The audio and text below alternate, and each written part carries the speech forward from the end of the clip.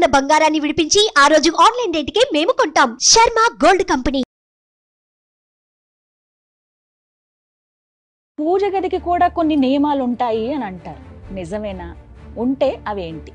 అసలు పూజ గది అనేది ఒక స్వీట్ రిలాక్సేషన్ అనండి. ఆ పూజ గదిలో కొన్ని చిన్న నియమాలు పాటిస్తే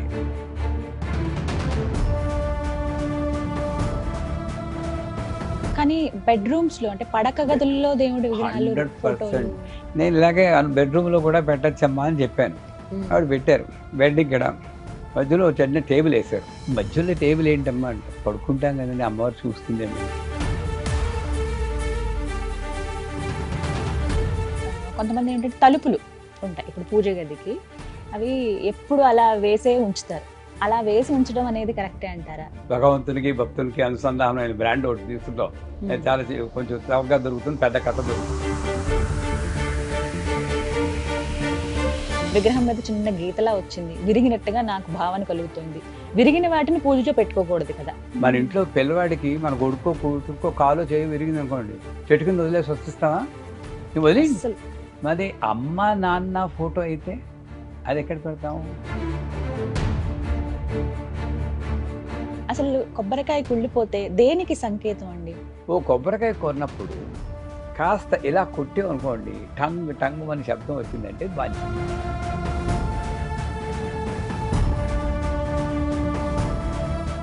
ఎన్ని పూజలు చేసినా మాకున్న కష్టాలు మాత్రం తీరట్లేదు. ఎక్కువ పూజలు చేస్తే కష్టాలే ఉంటాయా? సీతమ్మ వారే కష్టాలు అనుభవించింది, ఆవిడకన్నా గొప్పవాళ్ళము మనం. అంచేత పూజలు చేస్తుంటే కష్టాలు పోతాయి అనుకోవడమే మన భ్రమ.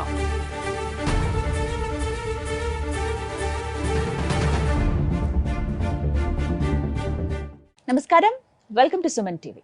నేను గీతాంజలి. ప్రస్తుతం మనతో పాటు ఒక ముఖ్య అతిథి ఉన్నారండి. వారు శ్రీ విద్యాపీఠం వ్యవస్థాపకులు, అలాగే గత 45 సంవత్సరాలుగా శ్రీ విద్యా ఉపాసనతో ఎంతో మందికి మంత్రోపదేశం చేసినటువంటి శ్రీ గురు కరుణామయ్య గారు మనతో పాటు ఉన్నారు. వారితో మాట్లాడదాం, మరిన్ని అమూల్యమైన విషయాలు తెలుసుకుందాం. గురుగారు నమస్కారం అండి. శ్రీమాత్రమ్మ. ఎలా ఉన్నారు? అమ్మదేవుల బ్రహ్మాండంగా ఉన్నాను. చాలా సంతోషం మీతో మాట్లాడడం, ఈ సమయం లభించడం అనేది అమ్మవారి కృతజ్ఞతలు తెలుపుకుంటూ. ఎన్నో ప్రశ్నలు ఉన్నాయి, ఎన్నో సందేహాలు నిత్య జీవితంలో మేమందరం ఎదుర్కొనేవి. అవి అయితే ఎవరిని అడగాలి అనేది కూడా ఒక పెద్ద సందేహం. మీరు రావడం అనేది అదృష్టంగా భావిస్తూ చాలా మంది వ్యూవర్స్ కామెంట్స్ రూపంలో అడిగినటువంటి ప్రశ్నలు ఏవైతే ఉన్నాయో మీ ముందు ఉంచుతున్నానండి. అందులో ప్రతినిత్యం పూజ చేసుకోవడం మా అందరికీ అలవాటే. మాకంటూ పూజ గది ఉండాలి అని చెప్పి ఇల్లు కట్టుకునేటప్పుడో లేకపోతే ఒక ఇల్లు అద్దెకుండానికి వెళ్ళినా కూడా పూజ గదికి ఇలా ఉండాలని ప్రత్యేకంగా చూసుకుంటాం. పూజ గదికి కూడా కొన్ని నియమాలు ఉంటాయి అని అంటారు, నిజమేనా? ఉంటే అవేంటి? ఇవి తెలుసుకోవాలనుకుంటున్నాం. తప్పకుండా. ఏది తెలుసుకోవాలో అదే ముందు అడిగారు, అది సంతోషం. అందరం పూజ చేస్తూ ఉంటాం. పూజ చేసేటప్పుడు చాలా ఎక్స్పెక్టేషన్స్ ఉంటాయి. కష్టాలన్నీ తీరిపోవాలి, ధనం కుప్పలు కుప్పలుగా వచ్చేయాలి. రావచ్చు, కలియుగంలో కూడా అన్ని కష్టాలు తీరవచ్చు, అమ్మవారిని ప్రత్యక్షం చేసుకోవచ్చు. కానీ దానికి తగిన ఉపాసన ఉండాలి. నా కోరిక ఎంత పెద్దదో నా ఉపాసన అంత బలంగా ఉండాలి. ఆ ఉపాసనకి దోహదపడేదే ఉపాధి అంటారు. ఆ ఉపాధిలో మొట్టమొదటి పూజ గది, తర్వాత వస్తువులు వస్తాయి, అగరబత్తులు కర్పూరం ఇవన్నీ తర్వాత. అసలు పూజ గది అనేది ఒక స్వీట్ రిలాక్సేషన్ అనండి. పూజ గది తర్వాత సంసారం ఉంటుంది, మర్చిపోవడాలు అవన్నీ ఉంటాయి. కనీసం ఒక మనశ్శాంతిగా ఉండడానికి మనకి ఏమిటంటే ఇంట్లో ఏమిటంటే ఒక్క పూజ గది ఉంది, శాంతత. ఆ పూజ గదిలో కొన్ని చిన్న నియమాలు పాటిస్తే అత్యంత శక్తి మనం పొందగలం. ఎందుకంటే మానవుడు ఎప్పుడు మనకి తెలిసినా తెలియకపోయినా వద్దనుకున్నా కావాలన్నా ప్రకృతి నుండి శక్తిని పొందుతూ ఉంటాం. ఆ ప్రకృతి అంతా ఎక్కడ మంత్రం చెప్పబడుతుందో, ఎక్కడ అమ్మవారు ఉపాసన, అమ్మవారు అయ్యవారు ఎవరో ఒకళ్ళు వాళ్ళ ఉపాసన చేయబడుతుందో అక్కడ ఎక్కువగా వస్తూ ఉంటుంది. ముఖ్యంగా పూజ గదిలో విగ్రహాలు ఉంచుకుంటాం. మనకేమిటి, గణపతి ఉండాలి, లక్ష్మి ఉండాలి, ఇలా ఒక్కొక్కళ్ళు ఇచ్చిన విగ్రహాలతో ఒక వేరే హౌస్లా తయారవుతుంది. నిజంగా చెప్పాలంటే ఒక్క విగ్రహం మన ఏకాగ్రత కోసం ఉంటే చాలు. ఒక్క విగ్రహం చాలంటారా? చాలు. ఎందుకు సర్వదేవ నమస్కారం కేశవం ప్రతిగచ్చది. కానీ ముక్కోటి దేవతలు అంటారు, అంతమంది విగ్రహాలు ఫోటోలు మనం పెట్టకపోయినా ముక్కోటి దేవతలు ఒక్క దేవతల్లోనే కనబడుతుంది అంటుంది శాస్త్రం. ఏమవుతుంది తెలుసా అండి, పెట్టుకోండి. మనదేమంటే ఈ పువ్వులు ఒక్కొక్కళ్ళ మీద పెట్టడం, ఎక్కడ ఈయనకి చూపించకపోతే ఈయన కోపం వస్తుందని గురువు గారు ఈ ఏకాగ్రత అంతా వాడికి కోపం వస్తుందో వీడికి కోపం వస్తుంది అని ఉంటుంది, కానీ నిజానికి భక్తి కుదరడానికి చాలా కష్టం. మనం ఎలా చేస్తున్నాం అనే దాని మీద ఉండదు. ఇక్కడే ఒక పేర్లు అనవసరం, ఇక్కడ ఒక ఇంటికి వెళ్ళాం, అమ్మవారి ఫోటో, చిన్న విగ్రహం, ఒక కామాక్షి వెళక్ అంటారు తెలుసు కదా, దీపం పెట్టుకున్నారు అంతే. ఎంత బాగుందంటే చాలా పెద్దవాళ్ళ ఇల్లు, ఏమీ లేదు. చేత పూజ గదిలో సాధ్యమైన తక్కువ విగ్రహాలు ఉండాలి. 4 గణపతులు, 4 సిద్ధిసాయి, ఇంకోళ్ళు ఎవరు 4 లక్ష్ములు, వీళ్ళే పాపులర్ విగ్రహాలు ఇవి పెట్టుకుంటారు. విచిత్రం ఏంటంటే కొంతమందికి కవర్ కూడా తీయరండోయ్, వాళ్ళకి ఊపిరాడదు అన్న భావన కూడా ఉండదు. ఎందుకంటే అది విగ్రహం మనకి. అయ్యో అమ్మవారు ఊపిరి ఎలా పిలుస్తుంది, అందుకే కవర్ తీస్తే మళ్ళీ తోముకోవాలి కదండి, దుమ్ము పడుతుంది, పసుపు కుంకుమ వేస్తాము, ఓ పని తక్కువ. అలా పాపం ఉక్కిరి బెక్కిరి, నేను వాళ్ళ ఇంటికి వెళ్తే చూడండి మా గత ఎలా ఉందో అని వాళ్ళు నన్ను అడుగుతున్నట్టు ఉంటుంది. ఏం చేయాలంటే అమ్మ పెట్టదు అడుగు తినాదేమని అంటూ నువ్వు పూజ చేయవు, కప్పేసి పెట్టేస్తావు. ఈ 4 గణపతుల్లో ఒక్కొక్క 3 గణపతులు తీసి విగ్రహాలు లేని వాళ్ళకి ఇవ్వాలి, పూజ చేసుకోగలిగిన వాళ్ళకి. అలా మన ఇంట్లో విగ్రహాలు వేరే వాళ్ళకి ఇవ్వచ్చా? తప్పకుండా. ఈ శాస్త్రం ఏం చెప్తుందంటే వాళ్ళు పూజ చేస్తుంటే వాళ్ళు పూజ చేసిన దాంట్లో దశాంశమో ఎంతో మనకి ఫలితం వస్తుంటా. ఉదాహరణకి ఒక్క చిన్న ప్రశ్న గురువు గారు, లక్ష్మీదేవి విగ్రహాలు 2-3 ఉన్నాయనుకోండి, మనకి ఇన్ని ఎందుకు ఒక రూపంలో లక్ష్మిని చూసుకుందాం అని ఇంకో లక్ష్మీదేవిని వేరే వాళ్ళకి ఇస్తే, మన దగ్గర ఉండాల్సిన లక్ష్మి వాళ్ళ ఇంటికి వెళ్ళిపోతే ఎక్కడుంది లక్ష్మి? ఇక్కడ, అక్కడ, ఇక్కడ. ఈ భావన చాలా మందిలో ఉంటుంది. లక్ష్మీదేవి విగ్రహం అసలు వేరే వాళ్ళకి ఇవ్వడానికి ప్రయత్నించరు, అమ్మ వెళ్ళిపోతుందేమో మన ఇంట్లో సిరి సంపదలు. నిజంగానే గురువు గారు? తప్పకుండా. భయం ఉండకూడదు. భక్తి భయం రెండిట్లో మీకు ఒక చాయిస్ ఉంటుంది. భక్తి ఉన్న చోట భయం ఉండదు, భయం ఉన్న చోట భక్తి ఉండదు. సరే, ఈ విగ్రహాలు తక్కువ ఉండాలి. ఇంకోటి, మన ఇంట్లో మనకి బెడ్రూమ్లో మనము, మీరు, మీ భర్త లేదా భర్త భార్య ఉండాలి. మరి అక్కడ విష్ణుమూర్తి, లక్ష్మీదేవి, ఈశ్వరుడు, పార్వతి, గణపతి, ఏకాంతం లేదంటారా? ఒక క్లస్టర్లా చేసి పడేశారు వాళ్ళని. ఎప్పుడైనా ఆలోచన వచ్చిందా? ఏం చేయాలంటే ఈ విగ్రహాలన్నింటి కూడా ప్రతి రూములోనూ సర్దేయండి. మనకేమిటంటే పూజ గదిలోనే విగ్రహాలు ఉండేటప్పటికీ అక్కడికొక్కడికి వెళ్ళేటప్పటికీ యాక్షన్ చేస్తున్నాం, తప్పుగా అనుకోకండి. అక్కడికి వెళ్తే అపరిచితుడు ఓ సినిమా వచ్చింది చూడండి, ఇలా అనేప్పుడు మారిపోతారు, అలా అపరిచితుల్లా అయిపోయాం మనం. అక్కడికి వెళ్ళేటప్పుడు ఎక్కడ లేని ఏకాగ్రత వచ్చేస్తుంది, ఇలా కళ్ళు మూసుకుంటాం, లేని మనశ్శాంతిని యాక్ట్ చేస్తాం, మళ్ళీ బయటకు వచ్చే మామూలే. కాకపోతే ఎందువల్ల? పూజ గదిలో విగ్రహాలు ఉన్నాయని. ఈ విగ్రహాలనే ప్రతి రూమ్లోనూ పెట్టండి. మీ అమ్మాయి ఉన్న రూమ్లో సరస్వతిదేవి విగ్రహం పెట్టండి, వాడికి కొంచెం భయం ఉంటుంది, అమ్మవారు ఉన్నారు, కొంచెం దండం పెట్టుకోవాలని. ప్రతి రూమ్లోనూ, వంటింట్లోనూ, అన్నింటిలోనూ పెడితే మొత్తం ఇల్లంతా దేవాలయం అవుదండి. కానీ బెడ్రూమ్స్ లో, అంటే పడక గదుల్లో దేవుడి విగ్రహాలు, 100%.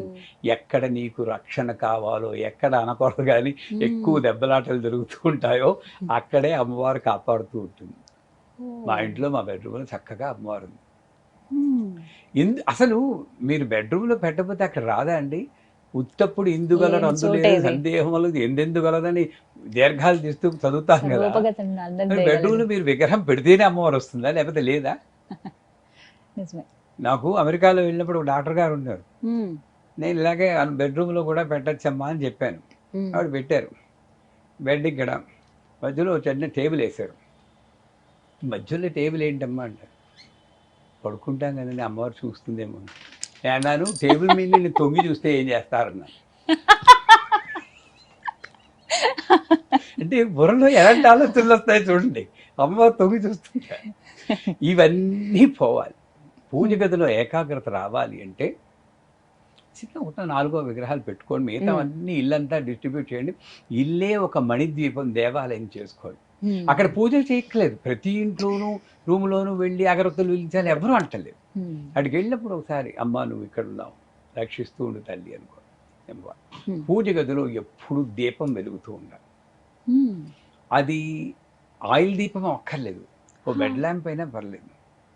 ఏమండి రాత్రి చీకట్లో బిక్కు బిక్కుమంటూ ఉండదండి బాలాద్రిపు సుందరి, భయమైందా చెల్లంపిల్లకి? తట్టద్దా మనకి మాత్రం బెడ్ ల్యాంప్ కావాలా, చీకటి చేసి పడేస్తాం. అక్కడ భావన ప్రాణం ఉంది అనుకుంటే అమ్మ అవుతుంది, లేకపోతే బొమ్మే మిగులుతుంది అక్కడ. మన భావన అది సత్యం. పూజ గదిలో ఒక దీపం ఉండాలి, తర్వాత ఒక మ్యూజిక్, సంగీతం, స్తోత్రమో ఏదో. నేను స్తోత్రం కన్నా తంపూరం మ్యూజిక్ అని రికమెండ్ చేస్తాను. ఎందుకంటే స్తోత్రం అయితే మనకి ఇంకొక వీక్నెస్ ఉంది. సోమవారం శివుడు, మంగళవారం ఆంజనేయ స్వామి, బుధవారం సరస్వతి, గురువారం రాఘవేంద్ర, శుక్రవారం లక్ష్మి, శనివారం వెంకటబాబు, ఆదివారం సూర్య భగవాన్ ఎవరు, వాళ్ళకి డ్యూటీలు వేసాం మనం. ఈ అపవాదు కూడా ఉంది మనకి. అందుచేత తంపూర మ్యూజిక్ అయితే చక్కగా ఏముండదు, ఎంత బాగుంటుందండి. ఒకసారి చూడండి ఒకసారి. ఆ తంపూరి మ్యూజిక్ అలా 24/7 వెళ్తూ ఉండాలి. దీపము, శబ్దము, కాంతి. మూడోది ఏమిటంటే పూజ గదిలో ఏ వస్తువులు, వాడే వస్తువులు ఏ లోహంతో ఉన్నా పర్వాలేదు, ఎక్సెప్ట్ ఇనుము. స్టెయిన్లెస్ స్టీల్ వాడకండి. కొంచెం సెంటిమెంటల్, ఎందుకంటే మనం అందరం యోగులము మునులం కావు, మామూలు సంసార జీవనం గడుపుతాం, బడుగు జీవనం మనం. కొంత వీక్నెస్లు ఉంటాయి మనకి. ఈ ఇనుము ఏమిటి, శనీశ్వరుడు రాహు వీళ్ళిద్దరిని యాక్టివేట్ చేస్తుంది. లోహ ప్రతిమారూపణ రాహు బ్రహ్మవాయామని. లోహం అంటే ఇనుము. అదే మా ఇంట్లో ఎప్పుడు ఇనుము, స్టెయిన్లెస్ స్టీల్ వాడం, మిగతా వాటికి వాడితే వాడచ్చేమో కానీ అక్కడ కూడా వాడడం తగ్గిస్తాం. మీలా డబ్బున్న వాళ్ళు అయితే బంగారంతో పెట్టవచ్చు, మొత్తం అంతా బంగారంతో పెట్టారు. మీ మాట, మీ నోటి వాక్ అలా అయితే ఎంత బాగుంటుందో. ఇది కరెక్ట్ పద్ధతి. సాధారణంగా ఈ ప్రశ్న వేసినప్పుడు అందరూ ఏమంటండి, ఏది మాకేముందండి అంటారు. గురువు వచ్చి ఇలా అన్నప్పుడు అమ్మవారు ఆశీర్వచనం చేస్తుందని, నమస్కారం మీలా చేస్తే వస్తుందని అనుకోవాలి. చక్కగా చెప్పారు మీరు. సో బంగారం లేదా వెండి లేక ఇత్తడి, రాగి, కొంచు, గ్లాసు, పోర్సిలిన్, మట్టి, ఏదైనా వాడండి. వీటన్నిటిలో మీరు చెప్పిన వాటిలో ఏది ఉత్తమమైనదో చెప్పండి, అది ఒకటి ఎంచుకుంటాం మేము. వెండి లేదా పంచలోహాలు. కొంచు మోగునట్టు కనకం మోగున, ఆ గంట కంచుతోటే ఉండాలండి. టికిటిని వెండి ఉంది కదా డబ్బు ఇంత గంట పెడతారు, అది మోగినప్పుడు టంగ్ అని వైబ్రేషన్ రావాలి. ఆ ఘంటానాదంలోనే మన ఇంట్లో ఉన్న రాక్షసులన్నీ పోతాయి. అయితే మంచి కంచు గంట ఉండాలి అక్కడ, అది పెట్టుకోవాలి. సరేనా? ఇనుము వాడకూడదు. ఆఖరిది ఏమిటంటే 15 రోజులకు ఒకసారి ఆ విగ్రహాలని కానీ యంత్రాలు కానీ శుభ్రం చేయాలి. శుభ్రం చేయమన్నారు కానీ అంటుతోమినట్టు పరపరాపర తోమేయకూడదు. వాళ్ళు అమ్మవార్లు కాదు, లలితా సహస్రం పెట్టుకుని, మనకు వచ్చినా రాకపోయినా ఆడియో పెట్టుకుని, కెమికల్స్ వాడకుండా ఓ షీకాయో లేక కుంకుడుకాయో లేక ఆయుర్వేదిక్ షాంపూ వేసి సున్నితంగా అమ్మవారిని శుభ్రం చేయాలి. చేసి మంచి బట్ట అంటే ఏమిటి, టిష్యూ పేపర్తో క్లీన్ చేసేస్తూ ఉంటారు కొంత. మనం ఒళ్ళు తుడుచుకుంటామండి టిష్యూ పేపర్తో. మీ చీర కొంగి అన్నిటికన్నా ఉత్తమమైంది. అమ్మ స్నానం చేసినప్పుడు మనకి చీర కొంగుతో ఇలా తుడిసింది, అవునా కదా? స్నానం చేయిస్తుంటే మీరు అమ్మ అవుతారు. మీరు చీర కొంగు పెట్టి శుభ్రంగా తుడిచేసి బొట్టు పెట్టి అక్కడ పెట్టుకో. 15 రోజులకు ఒకసారి. మంత్రం కూడా చదవక్కర్లేదండి. ఈ రకంగా ఎవరైతే, ఇంకొక చిన్న ఇదంటే పూజ గదిలో ఆధ్యాత్మిక విషయాలు తప్పితే మరో విషయం మాట్లాడదు. అక్కడికి వచ్చి మీ అబ్బాయి పెళ్ళి అయిందా అండి, మీ అమ్మాయికి ఉద్యోగం వచ్చిందా అండి, ఆ సోదంతా ఆవిడికి పెట్టాలి చెప్పండి. నిజమే. ఇంకొకటి శుభ్రంగా ఉండాలి. ఇక్కడేంటి, కొబ్బరికాయ పీచు అక్కడే ఉంటుంది, అరటిపండు తొక్క అక్కడే ఉంటుంది. పూజ చేసి అక్కడికి వెళ్ళి ఆనందంగా శుభ్రం చేసుకుంటా ఉంటారు. అసలు వైకుంఠంలో హాయిగా ఉన్న లక్ష్మీదేవిని ఎవడ పిలవన్నాడండి, ఆవాహయామి అని చెప్పి ఇక్కడికి వచ్చి చెత్తలో పడేయచ్చు. అసలు వెంటనే శుభ్రం చేయాలి. కొన్ని ఇళ్లలో ఓ స్టీల్ గ్లాసు, దాంట్లో బియ్యం దాంట్లో అగరద్దు ఆ బూడిదంతా అక్కడ పెడుంది. ఎప్పుడు ఏ మానాన్ని శుభ్రం చేయదు. 2 తప్పులు జరుగుతున్నాయి అక్కడ. బియ్యం సృష్టించింది అమ్మవారు తినడానికి, అగరత్తుల స్టాండ్ కాదు. అరటిపండు కూడా తినడానికి. వీడేమో అగరత్తు తీసి కసక్కమని పడుస్తాడు. ఆ యమధర్మరామేమో హత్య అని రాసుకుంటాడు. నిజమే. ఇక తినడానికి పుట్టిస్తే అరటిపండు దాన్ని కసక్కమని ఎవడు పడమన్నాడండి? ఏ స్టాండ్ పెట్టుకోలేరా మీరు? ఇటువంటి తప్పులు మనం భావన లేకపోవడం జరుగుతున్నాయి మనకి. అవన్నీ ఎంత పెద్దవి ఇప్పుడు మీరు చెప్తుంటే అర్థమవుతుంది గురువుగారు. పెద్ద పెద్ద వాళ్ళే చేస్తారు. వాటిని తిని అదేం తప్పు చేసిందో తెలియదు, దాంతో గుర్చేస్తూ ఉంటాడు. అది ఎందుకు ఎవడ తిండు? మరి వ్యర్థమే కదండి. సృష్టిని వ్యర్థం చేయకూడదు. ఇవన్నీ పాటిస్తే ఆ ఇంట్లో తప్పనిసరిగా అమ్మ అలాగా స్థిరంగా నివాసం ఉంటుంది. శాంతికి, సౌభాగ్యానికి, పురోగమనానికి లోటు ఉండదు. అది సత్యం. అలాగే ఒక్క చిన్న మాట, కొంతమంది ఏంటంటే తలుపులు ఉంటాయి ఇప్పుడు పూజ గదికి, అవి ఎప్పుడు అలా వేసే ఉంచుతారు. అలా వేసి ఉంచడం అనేది కరెక్టే అంటారా? ఏ సమయాల్లో తీసి ఉంచాలి అనేది కూడా. కొంతమంది ఏమో ఎప్పుడు అసలు అలా తలుపులు వేయకూడదు, తలుపులు ఏవో అందానికని పెట్టుకున్నాం అంతే అని చెప్పి ఎప్పుడు తీసి ఉంచుతారు కొంతమంది. పద్ధతి ఏంటండి అసలు? మీరు మా అమ్మవారు అనుకున్నాను అనుకోండి, అమ్మవారిలో డ్రెస్ చేసుకున్నారు, మిమ్మల్ని తీసుకెళ్ళి మా ఇంట్లో పెట్టుకుంటారు. ఎంత పెద్ద ఇల్లున్నా సరే మన ఇంట్లో అమ్మవారిని అల్మేరలోనే పెడతాం. కొంతమంది వాడికి ఒక పూజ గది కూడా ఉండదు, అల్మేరలో పెట్టి మిమ్మల్ని తలుపేసేస్తాం. రోజు జైలర్లా తలుపు తెరుస్తాను 8 గంటలకి. ఇంత కట్ట బ్రాండ్ పేరు అనవసరం అండి. భగవంతునికి భక్తునికి అనుసంధానమైన బ్రాండ్ ఒకటి తీసుకుంటాం. చాలా కొంచెం చౌకగా దొరుకుతుంది, పెద్ద కట్ట దొరుకుతుంది. అది తీసుకొచ్చి కట్ట వెలిగించేది ఒకటే వెలిగించుకోవద్దు కదండి, మనకు భ్రమ. ఇలా ఇలా ఇలా తిప్పేస్తూ మొత్తం పొల్యూట్ చేసి పారేస్తాను. మీకా ఊపిరి ఆడదు. ఈ గంట ఏమో ఒక రిథం ఉండదు, గడ గడ గడ గడ గడగడ వాయించేస్తాను. అది పండిందో లేదు, ముగ్గిందో తెలియదు, నల్లగా అరటిపండు ఉంటుంది. తొక్క కూడా తీయను, అదో పెడేస్తాను. తింటే తిను, పోతే పో అని ఇలా చూపిస్తాను. ఇదే కదా నైవేద్యం ముద్ర మంది. ఎక్కడ భావం లేదు, నాకు తినిపించను. అయిపోయింది, అమ్మయ్య పెద్ద పూజ చేసేది, తలిపేసేస్తాను. మళ్ళీ ఎవడు చూడకూడదు కదా మిమ్మల్ని, పవర్ అంతా పోతుంది. నేను మీ ముందే కూర్చుని నాకు గంటల కోసం చిన్న కణాలు పొడుస్తాను ఆ తలుపుకి. మీ ముందే కూర్చుని ఒక టేబుల్ వేసుకుని వెజిటబుల్ మంచూరియా, బిర్యానీలు తింటూ ఉంటాను. మీకు ఎలా ఉంటుందని నన్ను చూస్తే అసలు చెప్పండి, కోపం రాదా? చాలా. అదే వస్తుంది అమ్మవారికి అక్కడ. హాయిగా అమ్మవారిని మన ఇంట్లో మనిషిలా ఉండనివ్వండి. తలుపులు ఎందుకు వేస్తారండి? ఎవరు చూస్తే అమ్మవారు మైలపడి అందరినీ అపవిత్రోవా సర్వావస్థాగతోపవా యస్పరే పుండరీకాక్ష అనుకుంటేనే నువ్వు శుభ్రపడతావరా అనుకుంటే, అమ్మవారిని పని మనిషి చూస్తే మైలపడిపోతుంది, తలుపులేసి ఆవిడని ఊపిరాడకుండా చేయడం ఎంత పాపం అండి? చెప్పండి అసలు, నిజంగా లాజికల్గా ఆలోచించండి. ఇవి తప్పులు మనం చేయకుండా ఉంటే ఈ కలియుగంలో కూడా మనం అమ్మవారి అనుభవాన్ని పొందొచ్చండి. నేను పొందాను, మీరు పొందుతారు. ఈ తప్పులు చేయ అమ్మ అక్కడ ఉంది, నిజంగా ప్రాణంతో ఉంది. ఇంకోటి ఏంటంటే, అసలు నైవేద్యం అనేది పూజలోనే పెట్టాలని ఎవడని నియమం పెట్టారండి? అంటే ఒకరోజైనా ఒక్క పూటేనేంటి ఆవిడకి తిండి? కానీ అందరూ అలాగే. మనం దోశ వేసుకున్నాం అనుకోండి, మొక్కది అమ్మ దోశ వేసుకున్నాను తినవే అని తినిపించలేరా? ఉన్నది మనిషి, అక్కడ జీవం ఉంది అనుకుంటే ఉండే ప్రతి పదార్థము అక్కడ పెట్టగలిగారు. అమ్మవారికి వెళ్ళక్కర్లేదు, అక్కడ ఒంటింట్లో ఉండే అమ్మా అని ఒకసారి ఆవిడకి నైవేద్యం పెట్టు, మంత్రం కూడా చెప్పక్కర్లేదమ్మా. ఆవిడ తలుచుకుని ఇలా అర్పణ చేసి అప్పుడు తినండి, ఇంట్లో రోగాలు తగ్గుతాయి. ఆవిడకేమో ఇంత అరటిపండు పెడతామా, కుప్పలు ఇక్కడ మసాలా దోశలని మింగేస్తూ ఉంటామా? ఆవిడకి ఇవ్వకుండా రోగాలు రాక ఏమవుతాయి చెప్పండి అసలు? మా ఇంట్లో మా పీఠంలో ప్రతిసారి కాఫీ కూడా అమ్మవారికి ఇస్తామమ్మా. ఓ అన్ని మనం తీసుకునే ప్రతి వాళ్ళు మమ్మల్ని తిట్టుకుంటే మేము క్షమించాలి. ఎందుకంటే నేను కాఫీ నాకు కొంచెం ఇష్టం. ఆవిడ ఎందుకు ఎవరో కాఫీ ఎదురా అమ్మ, నాకు ఆలోచన అది తీసేయి, నీకే వదిలేస్తున్నానంటారు.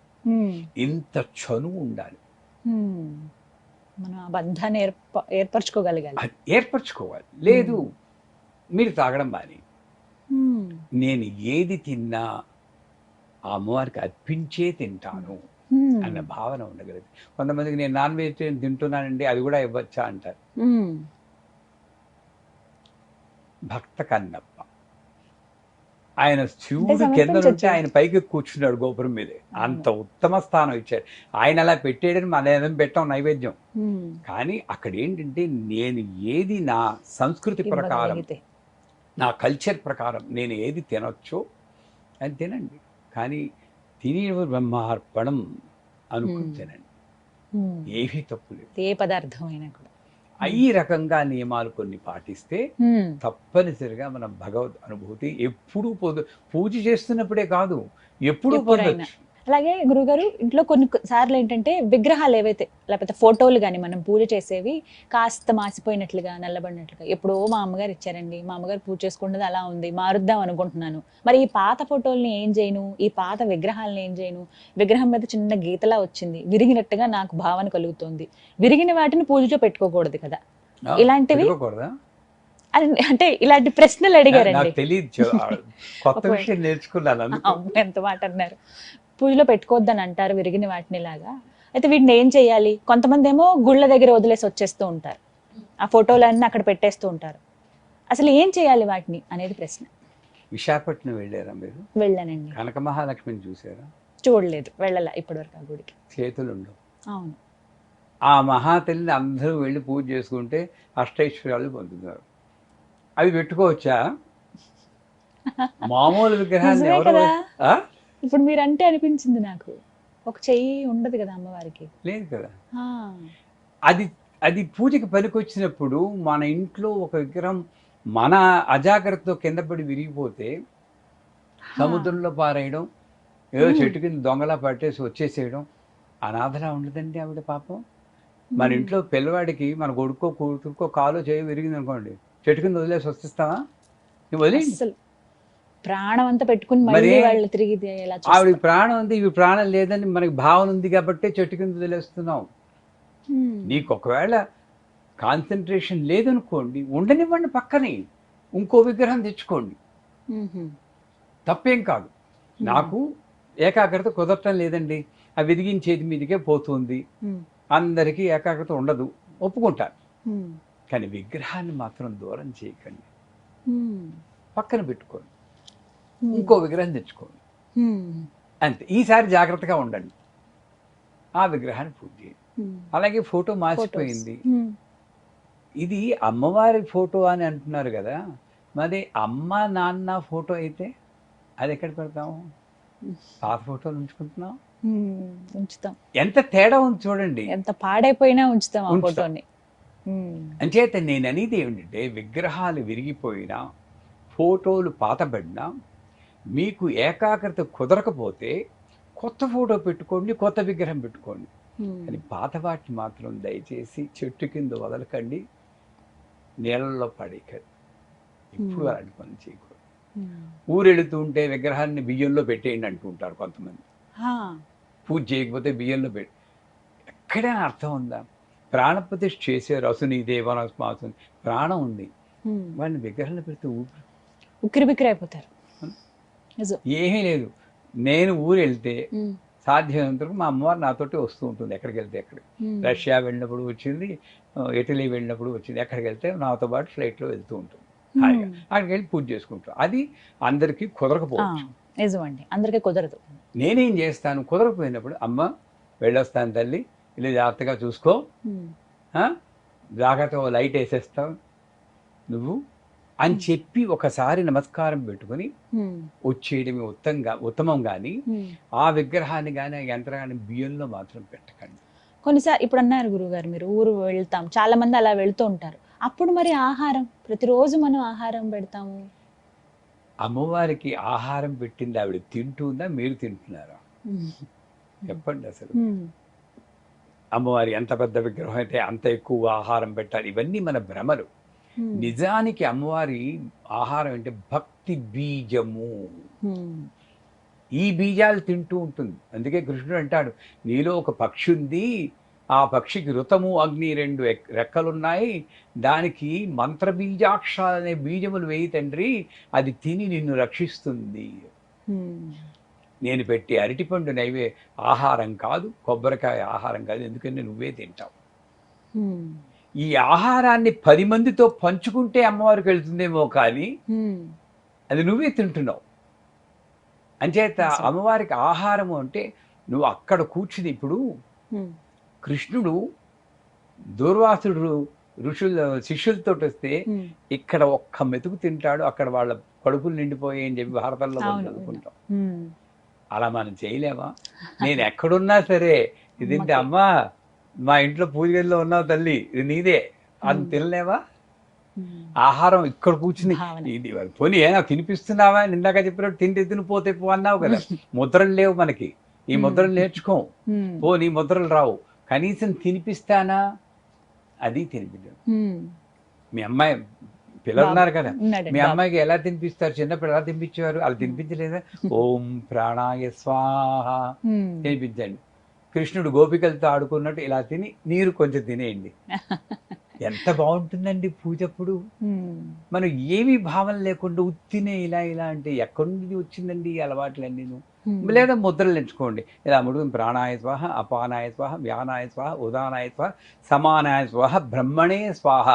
ఈ వేళ్ళన్నీ ఒక్కొక్క కాంబినేషన్లో ఉన్నప్పుడు పంచకోశాలు ఉత్తేజం అవుతాయి. 5 కోశాలు ఉత్తేజం అయినప్పుడు బ్రహ్మతత్వం వస్తుంది. ఆ బ్రహ్మతత్వమే అమ్మవారికి నైవేద్యం. బ్రహ్మణే స్వాహ.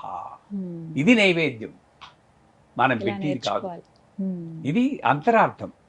ఇది తెలుసుకోవడానికి ఇంట్రెస్ట్ ఉంటే తెలుసుకోవాలి, లేదు నాకేమి లేదంటే ఉత్తినే తినిపించాలి. అంచేత ఎక్కడికో వెళ్తే అమ్మవారికి తిండి ఉండదు, నేను పెడితేనే అమ్మవారికి తిండి అనుకుంటే అమ్మవారు పెడితేనే నాకు తిండండి. నిజమే కదా. గురుగారు, మరొక ప్రశ్న అండి. దేవుడికి కనెక్ట్ అయ్యే విధానం గురించి చాలా రకాలుగా మేము సెర్చ్ చేస్తున్నామండి, ప్రయత్నిస్తున్నాము. ఇందులో భాగంగా పూజలు చేయాలని ఒకరు, లేదు ఇటువంటి మంత్రాలు మీరు జపించండి, ఉదయాన్నే లేచిన వెంటనే పఠించండి, ఖచ్చితంగా స్వామి అమ్మవార్ల అనుగ్రహం మీ పైన ఉంటుందన్నారు. లేదు లేదు హోమాలని, మంత్రాలని, కొన్ని తాంత్రిక పూజలని కూడా కొంతమంది అక్కడ దాకా వెళ్ళిపోతున్నారు. వీటన్నిటికీ మించి పాతకాలంలో మా అమ్మమ్మ వాళ్ళు ఇలా వ్రతాలు చేసేవాళ్ళు, ఈ వ్రతం కంపల్సరీ ఆచరించాలట, ఇవి చేద్దామని, ఇలా రకరకాలుగా ఒక్కొక్క మార్గంలో ప్రయత్నిస్తారు. కానీ దేవుణ్ణి కనెక్ట్ అయ్యి అసలైన మార్గం ఏంటో మాకు చెప్పరు అని అడుగుతున్నారు. మీ ప్రశ్నలోనే ఒక చిన్న వింత. కనెక్ట్ అవ్వడం, కనెక్ట్ అయ్యే ఉన్నాం, కనెక్ట్ ప్రత్యేకించి అవ్వక్కర్లేదు. తెలుసుకోలేకపోతున్నాం. 4 మహావాక్యాలు ఉన్నాయి. ప్రజ్ఞానం బ్రహ్మ, అయం ఆత్మా బ్రహ్మ, తత్వం అసి, అహం బ్రహ్మాస్మి. అర్థం ఏమిటి? విడదీయలేనటువంటి నువ్వు అసలు విడదీయలేవు భగవంతుని నీ దగ్గర నుండి. ఈ బుద్ధిని ఉపయోగించి నేను అది వేరు ఇది వేరు అనుకుంటున్నాను. నా స్త్రీ నపుంసక నా నపుంసక ఆది మధ్యాంతరహిత అని ఉంటుంది. స్త్రీ కాదు, పురుషుడు కాదు, నపుంసకుడు కాదు, ఆది లేదు, మధ్య లేదు, అంతం లేదు. ఇటువంటి గొప్ప సిద్ధాంతాన్ని మన వాడు బోధిస్తే మనం ఈయన పురుష దేవుడు, ఆయన ఆడదేవుడు, ఈవిడికి ఆవిడ అత్తగారు, మా కోడలు, ఆయన కోపం వచ్చింది కరివేపాకు లేదని ఆయన కోపం వచ్చి ఆడ కొండ మీదకి వెళ్ళిపోయారు. ఇవన్నీ ఉండొచ్చు, పురాణాలు ఉండొచ్చు, దాన్ని ఫోకస్ చేస్తున్నాం. అంటే దేవుడికి కనెక్ట్ అవ్వాలి అని అనుకోవడమే. వీళ్ళెవళ్ళు కూడా త్యాగరాజు కానీ, కబీర్ కానీ, సూర్యదాస్ కానీ వాళ్ళు ఏం చేస్తే కనెక్ట్ అయ్యారో ఒకసారి ఆలోచించండి. నేను సన్మార్గంలో నడవాలంటే నాకు 2 ఆధారాలు ఉన్నాయి. శాస్త్రం, ఆ శాస్త్రం అనేటప్పుడు నా బుర్ర అది నిజమా కాదా అని అనుమానం వస్తుంది. దానికి బదులు నా పూర్వీకులు నడిచేరు కదండి ఆ మార్గం. తులసీదాసు, రామదాసు, దాసులు వాళ్ళు ఏం చేస్తే వాళ్ళు భగవంతునికి కనెక్ట్ అయ్యేమో అని గ్రహించారు. నేను కనెక్ట్ అయ్యారు నేను అన్నా, కనెక్ట్ అయ్యే ఉన్నావు అని గ్రహించారు. ఇక్కడే పెట్టుకున్నారు. అది చూస్తే ప్రిఫరెన్స్ సదా నామస్మరణ. నామస్మరణ మించింది లేదు. తింటుంటే రామమయం, కూర్చుంటే రామమయం, పడుకుంటే రామమయం, రామ్ రామ్ రామ్ అంతే. మనం ఏమిటి కండిషన్? అన్నం తింటే స్తోత్రం చెప్పకూడదు, ప్యాంట్ వేసుకుంటే చెప్పకూడదు, నువ్వు చేసేది ఏంటి 5 నిమిషాలు పూజ, నీ కోరిక ఏంటి? జీవితాంతం కనెక్ట్ అయిపోవాలి, కలిసిపోవాలి, అంతం. మిళితం అయిపోవాలి. ఎలా Hmm. కుదురుతుంది నాకు? వాళ్ళు ఏం చేశారు? 24 గంటలు ఆ చింతనలో గడిపారు. వాళ్ళల్లా మనం సంసారాలు వదిలేయలేదు. వాళ్ళు కూడా, కబీరు వాళ్ళు కూడా సంసారంలో ఉన్నారు, కానీ పూర్తిగా అందరూ అటు వెళ్ళారు. అలా కుదరదు మనకి. నేనేం చేయాలి దేవుడికి కనెక్ట్ చేయాలంటే మొట్టమొదటి నామస్మరణ. ఏ పని చేస్తున్నా సరే, వండుతున్నా సరే భగవన్నామం. అది అది క్షణం. నాకు గుర్తు చేయడానికి ఇంట్లో ఎప్పుడు భగవన్నామం మోగుతూ ఉండాలి. అది ముందు పెట్టుకోండి. అలవాటు చేసుకోండి. ఓం నమో నారాయణాయ అని తిరుపతిలో ఉన్నట్టు మీ ఇల్లు ఒక తిరుపతి చేసేయండి. అసలు మైండ్ ఎడదు. ఇంకో ఆలోచన వెళ్ళాలన్నా కూడా అమ్మో రాదు. నారాయణ శబ్దం ఉందని ఒక భయంతోనైనా నువ్వు కనెక్ట్ అవుతావు. నెంబర్ 1. నెంబర్ 2 ఏమిటంటే, నా దేవుడు పూజ గదిలోనే ఉన్నాడు, విగ్రహాల్లో ఉన్నాడు అన్న భావన నుండి బయటికి రండి. నేనేం చేస్తున్నాను? అక్కడే ఉండి, పోనీ ఆ దేవుడినే నేను కళ్ళతో చూస్తున్నా అంటే అక్కడికి వెళ్ళి కళ్ళు మూసుకుంటున్నాం. తిరుపతి వెళ్ళి లైన్లో నిల్చుని అంతసేపు పడిగా అక్కడికెళ్ళి 7 గంటల అది ఆ ముక్క ఏదో ఇంట్లో చెప్పుకోవచ్చు కదా, అక్కడికి ఎందుకు వెళ్ళడం? అంటే నువ్వు కళ్ళు మూసుకుంటున్నావు అక్కడ. అందుకే నేను చెప్తాను, కళ్ళు తెరిచి మెడిటేట్ చెయ్యి. ఎలా డిస్ట్రాక్షన్స్ ఉంటాయి కదా స్వామి. మరి అదే కష్టం. అందుకే వీడు తప్పించుకోవడానికి ఎస్కేప్ టెక్నాలజీ అంటాను నేను. కళ్ళు మూసుకుంటే ఎవడూ కనబడ్డు, హాయిగా లేనిది ఊహించుకోవచ్చు. ఇలా తటిల్లత సమరుచి మెరుపు తీగులు వచ్చేస్తున్నాయని, పల్సేషన్ అయిపోయింది, ఆజ్ఞాచక్రం ఓపెన్ అయిపోయింది, ఇవన్నీ ఊహించుకోవచ్చు. ఇంటర్నెట్ చదువుతాం కదా. అంటే వాళ్ళ కోపాలు వస్తే నిజం జరిగేది ఇదే. ఏమక్కర్లేదర్రా. ఒక్కళ్ళని చూశాను గురుజీ, నేను నేపాల్ వెళ్ళాను ఈ మధ్య. ఒక బుద్ధుడి టెంపుల్ అది, అక్కడ వాళ్ళు బాగా ఆచరిస్తారు. ఒక అబ్బాయి, తను ఫారినరే, అసలు మన ఇండియన్ అయితే కాదు, తెలుస్తోంది వారిని చూడగానే. కళ్ళు తెరిచి తను ధ్యానం చేస్తున్నారు. అసలు ఎలా ఉన్నారా? మేము ముందు ఇట్లా భక్తులు మిగతా వాళ్ళందరూ తిరుగుతున్నారు, కళ్ళు తెరిచే ఉన్నారు ఆయన. అసలు అది ఎలా సాధ్యమైందో మాకైతే అర్థం కాలేదు. ఇప్పుడు మీరైనా ఇది ట్రై చేయండి. కళ్ళు తెరిచి ఉండాలండి, ముఖంలో చిరునవ్వు ఉండాలి, ఇంతే. ఒక మంత్రం లేదు, ఏమక్కర్లేదు, చిరునవ్వు ఉండాలి. ఎన్నో ఆలోచనలు వస్తుంటాయి. ఈ ఆలోచనని నేను అరెస్ట్ చేయలేను. పూర్తిగా ఆలోచన లేకపోతే కోమా అంటారు దాన్ని, అది వద్దు మనకి. మైండ్ అంటూ ఉంటే ఆలోచనలు ఉంటాయి, దాన్ని ఆపడానికి ప్రయత్నించకు. అయితే ఆలోచనలు రాని, దాన్ని పట్టుకోకు. అది మంచిగా చెడ ఆలోచన ఇలా. ఈ సమయంలో మీ బాబిగాడు ఎవడో వచ్చి అక్కడ ఉన్న ఫ్లవర్ వేజ్ని తోసేయడానికి చూస్తారు. అప్పుడు మీరు రియాక్ట్ అవ్వకుండా ఉండగలిగితే ధ్యానం. అది కదలకో, తోసేయకో అంటుంటారు. ఇంకేం ధ్యానం అది? చాలా మంది చేసే పనే అది, కళ్ళు మూసుకునేది. అందుకే గురుజీ, కళ్ళు మూసుకుని నువ్వు ధ్యానం చేస్తే అసలు నువ్వు ఏది వినబడకూడదు. ఒరే చప్పుడు చేయకుండా నేను ధ్యానం చేస్తున్నాను, ధ్యానం ఎక్కడ చేస్తున్నావు? చప్పుడు మీద ఉంది నీ దృష్టి. భగవంతుని మీకు దృష్టి ఉంటే చప్పుడు వినబడకూడదు. అది కష్టం. అంటే నేననేది ఏంటంటే, నీ మైండ్ రియాక్షన్ తగ్గించుకో. ఒకటి నామస్మరణ, రెండోది ఏమిటి, భగవంతుడు విగ్రహంలోనే ఉన్నాడు, పూజ గదిలోనే ఉన్నాడు అని బయటపడ్డాం. మూడోది ఏమిటంటే, నాన్ రియాక్టివ్ నేచర్ని అలవర్చుకోవాలి. కష్టం. ఎంత ఫ్రీక్వెంట్గా రియాక్ట్ అవుతాం, ఎంత వైలెంట్గా రియాక్ట్ అవుతాం. ఆ రియాక్షన్, ఇప్పుడు మీరు ఏదో అన్నారు, నా కోపం వస్తుంది, వెంటనే భయమంటాను. తర్వాత మీరు మీ ప్రసక్తి వచ్చేటప్పటికి నా మొహంలో మార్పు వచ్చేస్తుంటాం. అంటే ఆ రియాక్షన్ ఇంకా నాకు ఉంది. ఇవన్నీ తగ్గించుకోవాలంటే ఓపెన్ ఐ మెడిటేషనే మనం ఇలా నిలిచి కూర్చోవాలి. సో వాడు వస్తున్నా సరే ఎలాగో అలా కంట్రోల్ చేసుకుని, వాడు తోసేస్తాడు, సరే ఏడుపు వస్తున్నా ఒక నవ్వు పెట్టుకుని కూర్చోండి. మీరు నమ్మరమ్మా, ఒక 40 రోజులు ట్రై చేయండి. నెక్స్ట్ టైము మీరు ఆ కూర్చుంటే బాబిగాడు రాబోయి ఆగిపోతాడు. Your consciousness will flow. మీరు మాట చెప్పక్కర్లేదు, ఒరే ఆగరా అనక్కర్లేదు. ఈ శబ్దం లేనటువంటి ఒక సూచన వాడికి వెళ్ళిపోతుంది. దానికి భాష అక్కర్లేదు, మాట అక్కర్లేదు, శబ్దము అక్కర్లేదు, ఆగిపోతాడు అక్కడ. అది ధ్యానం. ఇది పద్ధతి, ఇలా కనెక్ట్ అవ్వచ్చు. ఇది కరెక్ట్. ఆల్రెడీ కనెక్ట్ అయ్యున్నావు, తెలుసుకోగలుగుతాం. నువ్వు రియాక్ట్ అయ్యి దూరం అవుతున్నావు. ఆ రియాక్షన్ నువ్వు తగ్గించేవంటే ఆటోమేటిక్గా. సో 3 సూత్రాలే. ఒకటి ధ్యానం, నామస్మరణ, ఏదో ఒకటి.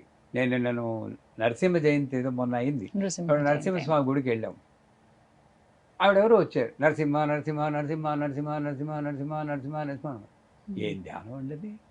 నీకు స్తోత్రం కావాలా, ఇంత వేదం కావాలా, ఏం అక్కర్లేదు. నరసింహ నరసింహ నరసింహ నరసింహ నరసింహ, రామ రామ రామ రామ రామ రామ, ఏదో ఒక నామం చెప్పుకుంటూ ఉండు.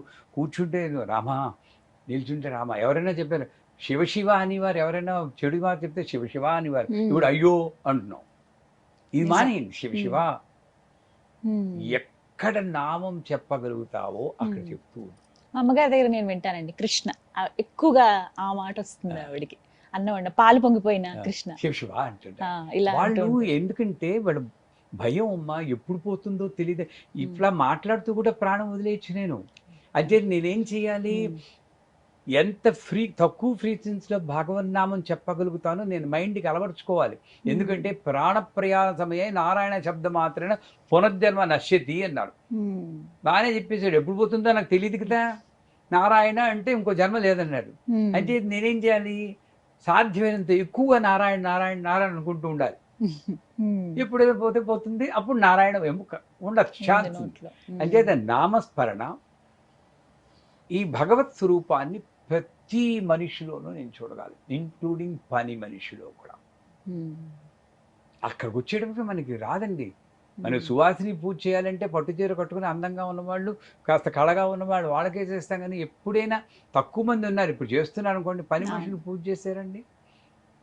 వాళ్ళు ఎలా ఉన్నా సరే చిరిగిన కట్టుకున్న వాళ్ళని పూజ చేపట్టి. అందుకే మాతంగి నవరాత్రులని ఉచ్చిష్ట చాండాలి దేవతని ఫిబ్రవరి మాసంలో నవరాత్రులు వస్తాయి మాకు.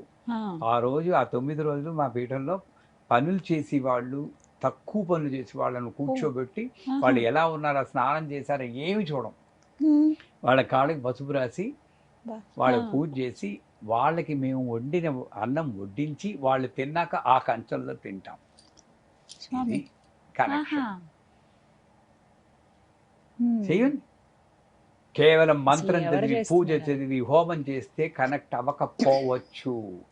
ఇది తప్పనిసరిగా నువ్వు కనెక్ట్ అవుతావు. ఎందుకంటే ఆవిడ ఎన్నోసార్లు చెప్పింది, అన్నిట్లోనూ ఉన్నాను రా నేను, అన్ని జన్మల్లోనూ ఉన్నాను, ఒక బొద్దింకులో కూడా నేను ఉన్నాను, కుక్కపిల్లలో ఉన్నానని ఆవిడ చెప్తూ ఉంది.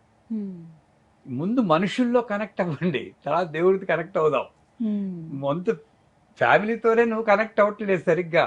భార్యతో సరిగ్గా మాట్లాడవు, భర్తతో సరిగ్గా మాట్లాడవు, పిల్లలతో సరిగ్గా మాట్లాడవు. నువ్వెక్కడ భగవంతుడితో కనెక్ట్ అవుతావు తల్లి?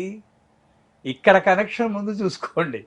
అక్కడ కనెక్షన్ రావాలంటే ఈ 3: నామస్మరణ, భగవంతుని అన్ని స్వరూపాలను చూడడం, నాన్ రియాక్టివ్ నేచర్. గురుగారు, మరొక ప్రశ్న అండి. చెప్పండి.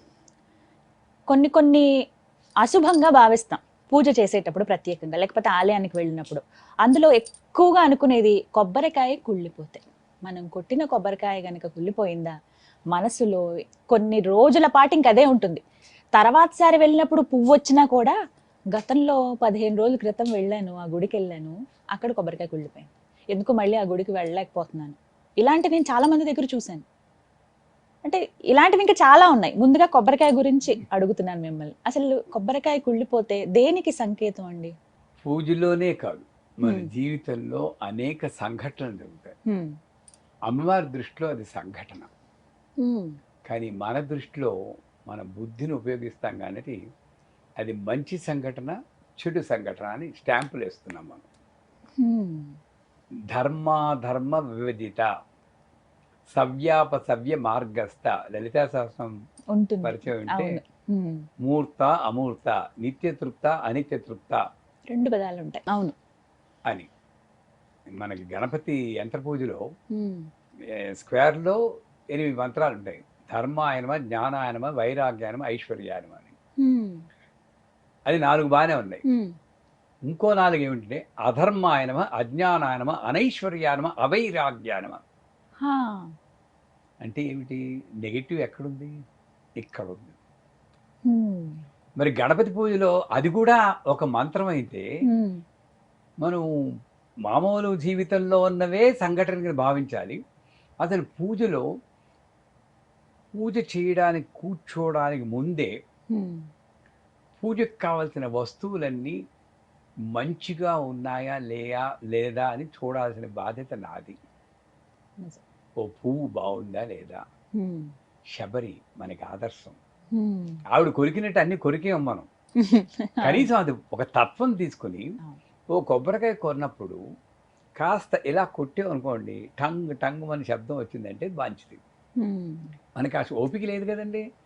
పూజ మనం ఫాస్ట్ షాప్కి ఫాస్ట్గా వెళ్తే వెళ్ళిపోతాం. హ్మ్. అమ్మ బ్లౌజ్ పీస్ దేనికమ్మా, పూజకేలేండి అంటే అలక్ష్యం. హ్మ్. ఎక్కడే పూజకండి మంచిది ఇవ్వండి, ఉత్తమమైనది ఇవ్వండి అడిగిన వాళ్ళు ఉన్నాం. హ్మ్. ఉత్తమమైనది ఉండాలి. హ్మ్. అంచేది నేను కొబ్బరికాయ కొట్టి ఇలా కొట్టి చూస్తాం. హుహు. టంగ్ అంటే బాగుంటుంది, సాధ్యమైనంత వరకు బాగుంటుంది. బోలు శబ్దం వచ్చింది డెఫినెట్గా అది కుళ్ళింది. హ్మ్. అది నేను ప్రయత్నించటం లేదు. హ్మ్. ఒకవేళ అంతా చేసే చూసుకున్నాక. కూడా అది ఒకవేళ కుళ్ళింది అనుకో, హ్మ్. అప్పుడు లేని ఫ్యూచర్ని నేను ఊహించకుండా, అమ్మా ఏదో నేను నా నడవడికలో తప్పుంది, హ్మ్. దాన్ని సూచనాప్రాయంగా చెప్తున్నావు, హ్మ్. దాన్ని ధర్మ మార్గంలో నడిపించే బాధ్యత కూడా నీదే తెలిపి అక్కడిక్కడ మర్చిపోవాలి. హ్మ్. అంతేగాని దీనివల్ల ఏదో చెడు జరుగుతుందని లేని చెడుని ఊహించడం తప్పు. హ్మ్. దీంతో పాటు ఇంకొకటి కూడా ఉంటుంది. దీపం పెడతాం, అవును. అమ్మవారి చీర ఏదో అంటుకుంటుంది, కొంచెం కాలుతుంది. హ్మ్. అది ఓ రోజు కర్మకాలి శుక్రవారం అయి ఉంటుంది అనుకోండి. ఇంకా ఈవిడేది అంతే. పక్కింటి వాడిని అడుగుతుంది, అమ్మో అయిపోయిందమ్మా, చాలా అశాంతి, ఏదో హ్మ్. పెద్ద పెద్ద శాంతులు చేయించాలని ఆవిడ చెప్తుంది. తెలియదు. ఆ. నాకు న్యూజిలాండ్లో ఉన్నప్పుడు మేము అక్కడ 5 ఏళ్ళు ఉన్నాం. హుహు. నవరాత్రులు మొదలుతుంటే కరెక్ట్గా 8వ రోజు అయ్యేటప్పటికి అష్టమి. దుర్గాదేవి హ్మ్. దుర్గాష్టమి. అష్టమి. హ్మ్. ఆ రోజు అమ్మవారిది పెట్టి సప్తమి నాడు కూర్చున్నాను. హ్మ్. అయిపోయింది, రాత్రి పడుకున్నాం. పొద్దున్న లేచేపటికి అమ్మవారి చిన్న విగ్రహమే హ్మ్. మొత్తం చీర కాలిపోయి అమ్మవారి ముఖం నల్లగా అయిపోయింది. అయ్యయ్యో! హ్మ్. నా భావన ఏంటి తెలుసా అండి, మా ఏమని? గురువు గారు అనుగ్రహం, ఆయన ఇచ్చిన ట్రైనింగు, అమ్మ అనుగ్రహం వల్ల ఎంత కరుణ తల్లి, నా పంచి కాలాల్సింది నీ చీర కాల్చుకున్నావు, బా. హ్మ్. నన్ను ఎంత రక్షించావు తల్లి, నీ మొహంతా నల్ల చేసుకున్నావే, ఈ హ్మ్. కరుణకు అంతుందా, నేను శుభ్రంగా తుడిచేసి మళ్ళీ పూజ చేసుకున్నాను. ఎందుకు ఆ. భావించాం అది? హ్మ్. ఆవిడ మనల్ని రక్షిస్తుందనుకోండా భక్షిస్తుందని అనుకుంటున్నావు నువ్వు. హ్మ్. నువ్వు పూజ నెగెటివ్‌గానే చేస్తే చూస్తాం. ఎందుకు శిక్షిస్తుంది అసలు? హ్మ్. పోని అంత భయం ఉంటే ఆ దీపం ఏదో కాస్త దూరంగా పెట్టవచ్చు కదా. హ్మ్. దూరంగా పెట్టి కూడా గాలి వచ్చి పడిపోతే అది వేరే విషయం. అప్పుడు సో అంచేత పూజ చేస్తున్నా చేయకపోయినా జాగ్రత్తలు. ఎప్పుడూ రక్షిస్తూనే ఉంటుంది. హ్మ్. ఉద్యోగం వచ్చిందా ఆనందించు, ముక్తికి వచ్చింది. పోయిందా ఆనందించు, పూజ చేసుకోవడం కాస్త టైం దొరికింది. అలా చూడాలి. హ్మ్. అలా అనుకున్నామంటే a person who takes a difficulty as an opportunity will become a saint. Hmm. వీడికి ఉద్యోగం పోయినా కూడా ఇంత భక్తి ఏంట్రా బాబు, వీడు ఇలాగా ఇంత ధ్యానం చేస్తున్నాడు అయిపోతే అని. యోగి అయిపోతాడు, అక్కడ మణిదీపంలో చోటు ఇవ్వాలని హ్మ్. వెంటనే ఉద్యోగం ఇచ్చేస్తుంది వాడికి. హ్మ్. ఇది కరుణ. సూక్ష్మం. హ్మ్. ఆరతి తిప్పుతాం, ఆరతి ఇలాగా చాలా మందికి ఉన్నటువంటి సందేహం గురువుగారిది. నా తర్వాత ప్రశ్న కూడా అదే. ఇలా హ్మ్. దానికి లోకంలో జరిగేదేనమ్మా నిజం అండి. ఇదంతాను. హ్మ్. ఈవిడేం చేస్తుంది, హ్మ్. మరి భక్తి పారవశ్యం ఏదో హ్మ్. ఇలా పాట పాడేస్తూ గడగడ గడగడ తిప్పేస్తూ ఉంటుంది. హ్మ్. మరి ఫోర్స్గా తిప్పితే ఏ ఆరతి అయినా కొండకేస్తుంది. హ్మ్. నువ్వు అమ్మో అశుభం. ఆదిపో. ఏదో జరుగుతుంది అని భావన. అప్పుడు ఏం చేయాలి, ఆ భయం ఉన్నప్పుడు నాకు ఆరతి అప్పుడప్పుడు ఆరిపోతుంది, మళ్ళీ ఇంకోటి వేసి వెలిగిస్తాను, అసలు పట్టించుకోను నేను, హ్మ్. మళ్ళీ వెలిగించుకుంటాను అంతే. లేదా నువ్వు మెల్లిగా ఇలా ఒక సర్కిల్, మళ్ళీ ఇలా మీ గుళ్ళల్లో చూడండి, ఎంత గుళ్ళల్లో ఇలాగే ఇస్తారా గడగడగడ అని? వాళ్ళని చూసి మనం నెమ్మదిగా. నేర్చుకోవాలి కదా. హ్మ్. ఎలా ఇస్తారు, ఇలా మెల్లిగా తిప్పి ఒక సర్కిల్, మళ్ళీ ఒక పైకి ఇట్లా. స్టేట్ బ్యాంక్ హ్మ్. సింబల్ అంటాను నేను. హ్మ్. నిజం. అంటే ఈ సర్కిల్ ఏంటి, ఆవిడ హ్మ్. చుట్టూ ఉన్న ఆరా అంటారు, ఆరాలో ఉన్న శక్తి ఈ హ్మ్. దీపంలోకి వస్తుంది. హ్మ్. ఈ స్ట్రైట్ లైన్ ఏంటి, విగ్రహం అంటారు, చక్రాలు ఉంటాయి, ఆ. ఆ చక్రాల్లో ఉన్న శక్తి ఈ దీనిలోకి వస్తుంది. సో ఓహ్! ఆరా అని చక్ర, పైకి ఇలా. ఇదంతా వచ్చాక అంత శక్తిని మనం భరించలేం కాబట్టి డైల్యూట్ చేయడం కోసం ఒక చుక్క నీళ్ళు వేస్తాం. అది కూడా దాన్ని ఆర్పేయమని కాదు, ఆ ప్లేట్లో వేయమని. కొంచెం తర్వాత కళ్ళజోడు తీసి 2 చేతులు పెట్టుకుని ఆ వేడిని ఇక్కడ అద్దుకుంటాం. అంతేగాని నా కర్మని ఇలా బాదుకుంటూ ఉంటారు కొంతమంది. ఆరతద్దుకోవడం అన్నమాట. ఇది కాదు ఆరతద్దుకునే పద్ధతి. దగ్గరికి వెళ్ళి ఇలా తీసుకుని డాన్సర్ లాగా ఆ వేడిని నేను అనుభవించాలి. ఇవన్నీ మానేసి నేను గరగరా తిప్పితే ఆరకేం చేస్తుంది? హారతి తీసుకునే సమయంలో కొంతమందికి ఇలా ఆరిపోతూ ఉంటుంది, అది అశుభం అని భావిస్తారు. అది ఏమి కూడా కాదు. నువ్వు వేసిన కర్పూరం చాలలేదు ఆవిడ. నువ్వేమో రాగమాలికలా ఇంత పెద్ద పాట పాడేస్తూ ఉంటావు, వేసి కర్పూరమే ఇంత, అది ఎక్కడ వస్తుందండి? నువ్వు రాగమాలకి పాడినప్పుడు కాస్త ఎక్కువ కర్పూరం పెట్టుకో, తీసుకోవాలి. బుర్ర దాని మీద పెట్టుకో. అసలు నాకు కర్పూరం ఉందా లేదా అన్న దృష్టి ఉండకూడదండి. నేను చాలాసార్లు ఉత్తి పెళ్ళాన్ని తిప్పేసానమ్మా. అసలు దృష్టి ఉండకూడదు తల్లి. నీ దృష్టి ఎవరి మీద ఉండాలి? అమ్మ మీద ఉండాలి. అమ్మ మీద ఉన్నప్పుడు ఎలా పళ్ళని తిప్పుకుంటూనే ఉంటాం. ఎవడో చెప్తారు ఏమైనా గురుగారు, అప్పుడు కూడా ఏం లేదు, పోతే ఓకే వెలిగించు. ఇది ఉపాధులు అన్నది నేను గ్రహించినప్పుడు దానికి ఎంత ఇంపార్టెన్స్ ఇవ్వాలో అంతే ఇవ్వాలి. కానీ ఉపాధే నా జీవిత లక్ష్యం అనుకుంటే ఇలాగే ఉంటుంది జీవితం. ఉపాధులు ఇవి. అసలు ఇదేంటంటే భక్తి. ఇది ఉన్నప్పుడు వారిది ఒకవేళ ఇలా చూపిస్తూ ఉంటాం, వాళ్ళు ఏం చేస్తారు, వాళ్ళకి వెళ్ళి వాళ్ళు అద్దుకోవడానికి వెళ్ళినప్పుడు ఆరిపోతుంది, ఇంకా ఆయనకి వెంటనే చెడు జరుగుతుంది. ఏమీ లేదండి, కర్పూరం అయిపోయిందని. అప్పుడు వెలిగించాక మళ్ళీ మీరు ఇక్కడ చూపించాలి.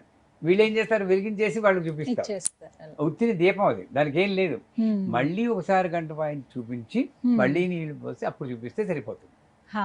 ఇటువంటి చిన్న చిన్న జాగ్రత్తలు తీసుకుంటే ఫోటో పడిపోతూ ఉంటుంది. కాస్త జాగ్రత్తగా పెట్టుకుంటే ఈ చెడుని మనం ఆలోచించకుండా ఇంకో పద్ధతి ఉంది. కొబ్బరికాయలో పువ్వు వచ్చింది అనుకోండి, మంచి అనుకోండి, పర్లేదు, దాంట్లో నిజం ఉందో లేదో భగవంతుడికి ఎరుకో. ఓ పువ్వు కింద రాలి పడిపోయింది అనుకోండి, మీ కోరిక తీరుతుంది అనుకోండి, తప్పేం లేదు, మూఢనమ్మకం అయినా పర్లేదు. కానీ నువ్వు పూజ చేసిందని అవి పువ్వు రాలాలనుకోడు, తప్పు కదా. శుభవాన పువ్వు పెట్టేసి నాకు మంచి జరగాలని పువ్వు రాలి, ఇది తప్పు కదా. నిజమేది. చాలా మంది ఇక్కడ ఎంత పొరపాటు చేస్తున్న మైండ్. మన ఏవ కారణం మనుష్యానాం బంధమోక్షయో అన్నాడు. మనస్సు దాన్ని నిగ్రహించుకుని ఒక్క మాట మాత్రం మర్చిపోకండి, ఉపాధులు. కర్పూరం, అగరబత్తి ఇవన్నీ ఉపాధులు. దీని వెనకాతల రహస్యాలు చాలా ఉంటాయి. అగరబత్తి ఎందుకు వెలిగించాలి అన్న దాని వెనకాతల రహస్యం ఉంటుంది. అది అర్థమైన వాడికి అగరబత్తి మీద దృష్టి ఉండదు. ఒకటి వెలిగించాలా, 2 వెలిగించాలా, దీపం ఒక ఒత్తి పెట్టాలా, 2 ఒత్తులు పెట్టాలా, విడిగా పెట్టాలా, కలిపి పెట్టాలా, నూనె వేయాలా, నెయ్యి వేయాలా, కొబ్బరి నూనె వేయాలా, నూనె వేయాలా. కిరసనాయలు తప్పితే ఏ నూనె పర్లేదు నా దృష్టిలో. ఆ కిరసనాయల వాసన వేస్తుంది కాబట్టి ఆవిడకి. అంత దీనికి వెళ్ళాలి. నాకు దీపం ఎందుకు వెలిగిస్తున్నా అని తెలియదమ్మా. ఎంతసేపు ఒత్తి మీద దృష్టి ఉంటుంది. అంటే ఉపాధి మీద నుండి నువ్వు బయటకి దృష్టి తప్పించుకుంటే దీపం ఆరిపోయినా నువ్వు లెక్క పెట్టవు. తల్లి ఆడుకోకు తల్లి, ఎందుకు అలా విసిగిస్తావు అని కాస్త నవ్వుకొని మళ్ళీ వెలిగించుకో. ఆవిడ నిన్ను ఏడిపించాలంటే ఆ బాలా త్రిపురసుందరి బాగా చూపిస్తున్న ఉఫ్ఫను ఊతుంది, గాలి పంపించి ఆరిపోతుంది. ఏం చేస్తావు, ఆపగలమా? మనం ఏం ఆవిడ తెచ్చుకుంటే ఉన్మేష విశ్వోత్పన్న విపన్న భోరావిడి. అప్పుడు నేనేం చేయాలి, ఆవిడతో కమ్యూనికేట్. భాస్కర్ రాయని వాడు కమ్యూనికేట్ చేసేవాళ్ళు.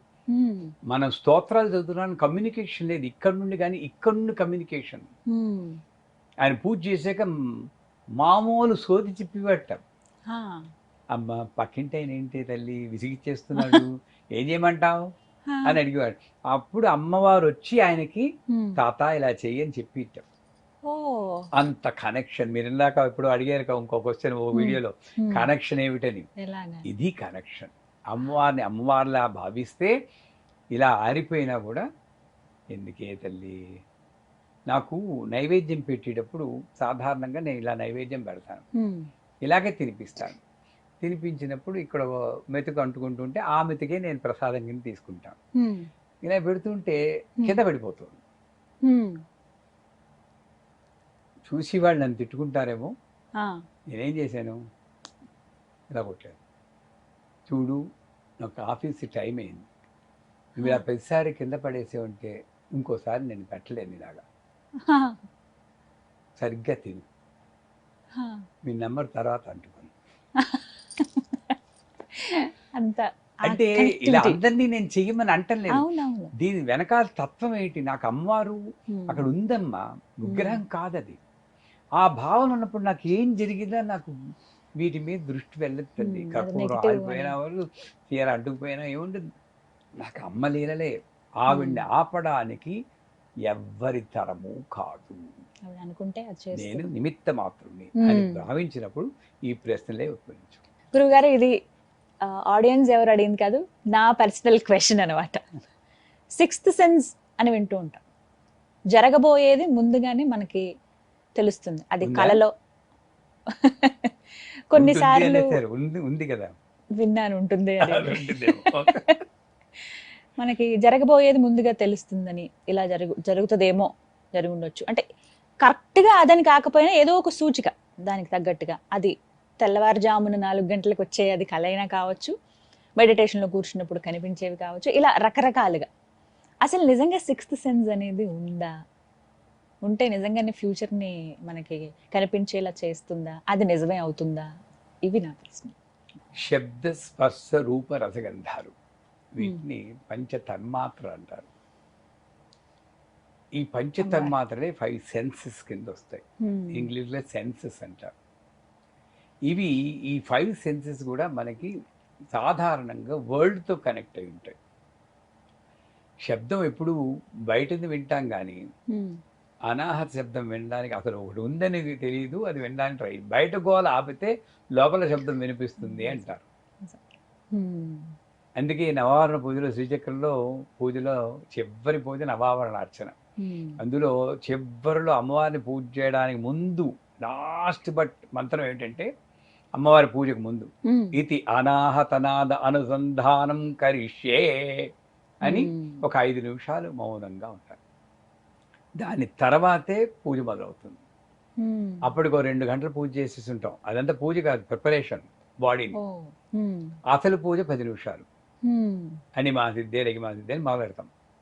అంచేత ఈ 5 సెన్సులు, వీటిని 5 సెన్సులు అంటారు.